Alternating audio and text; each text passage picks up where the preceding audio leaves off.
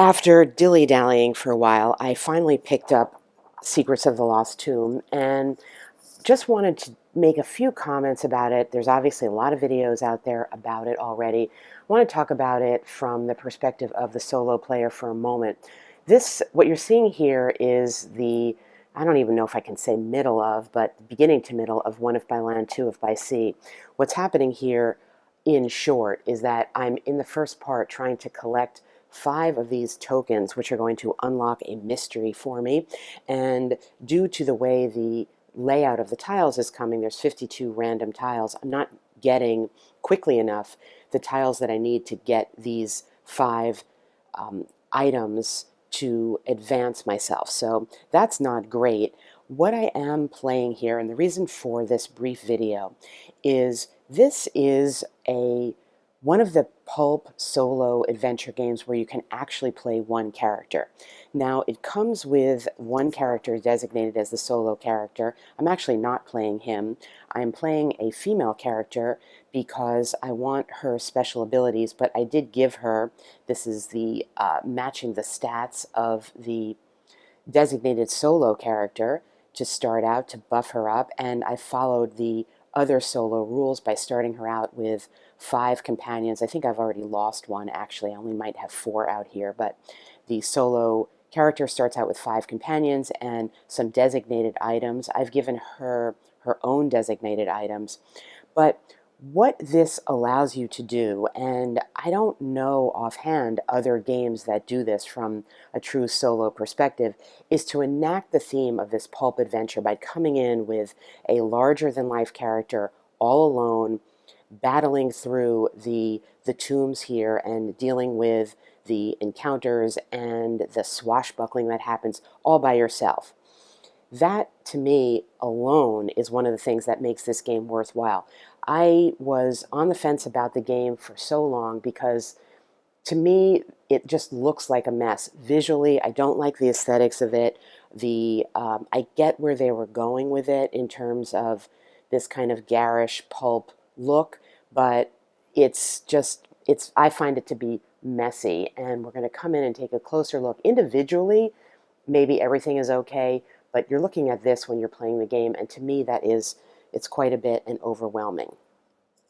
The other thing that you get to do when you're playing alone is you get 13 actions in one turn, and each one of these bullets is an action. I've already taken, these are only 11 of them, I've already taken 2 actions this turn.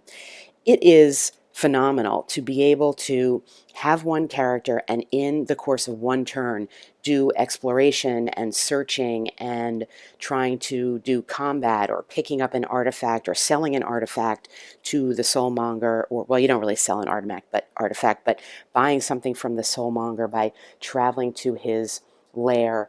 It really does give you the sense of wandering about. It's very Tomb Raider-esque if you've played that video game. That's the feeling that I get, particularly being this lone female character wandering around the tomb as it gets built up.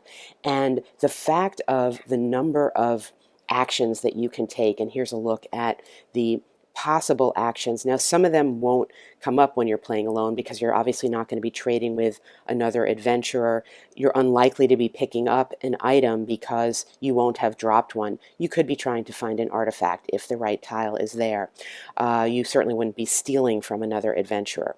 But the fact that you have the ability to wander and do these things at an almost leisurely pace is almost like a respite in the middle of what can be a very challenging situation when you're dealing with monsters that have spawned on tiles and the onslaught of them that come in the next part of the game, the tomb phase of the game. It's very effective in creating that sense, that almost cinematic feel of things are quiet now, but you know that they're not going to be quiet for long. And then, of course, there's the fact that you are going through a tomb and you're actually getting a ton of stuff. So this is just a look at some of the stuff that is a combination of what I started with and what I picked up with.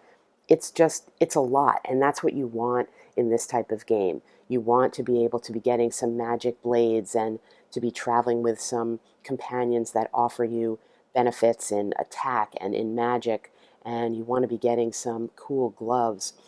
It is, and then of course there are these artifacts that you can successfully find, maybe.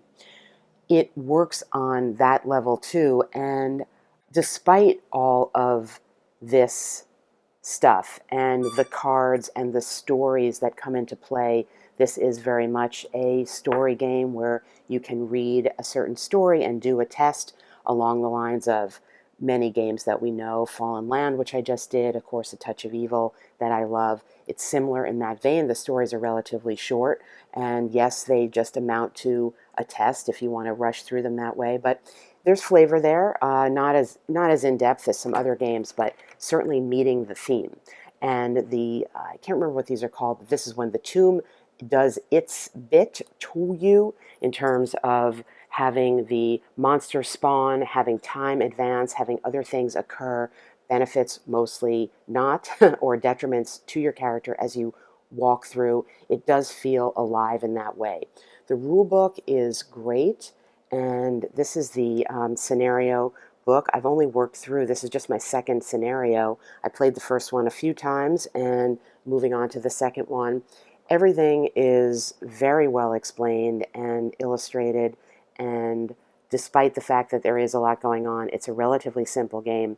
So I mention this because I know it's still available. I've seen it online for really not, at least from my perspective, not that expensive. Of course, everybody has a different viewpoint of what that is. I think there's a lot of replayability in it, and there are obviously tons of videos out there about it. I was late to the game and have been enjoying this, particularly solo. If you want to be able to play just as one character, again, with the caveat that out of the box, well, first of all the female characters out of the box have a strength value of 1, which I found irritating. But nevertheless, you can play by modifying it very easily, as I want to, any of the characters out of the box solo, following the solo rules.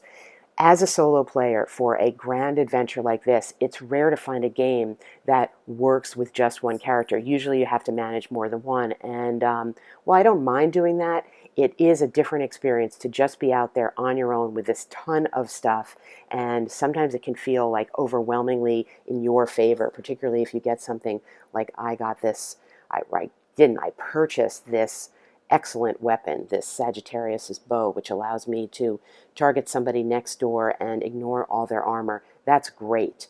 But at the same time, it's very swingy, and you can find yourself overwhelmed by the tomb, and that is part and parcel of what you expect out of a pulp adventure game.